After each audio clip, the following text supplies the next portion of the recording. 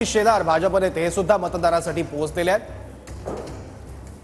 वांद्रे पश्चिमचे उमेदवार आहेत आशिष शेलार, त्यांच्या विरोधात काँग्रेसचे आसिफ झकेरी आहेत, निवडणुकीच्या रिंगणामध्ये आहेत। या दोघांमध्ये ही काटेकी टक्कर पाहायला मिळते आणि आशिष शेलार हे आपला मतदानाचा अधिकार बजावण्यासाठी आता मतदान केंद्रावर पोहोचलेले आहेत।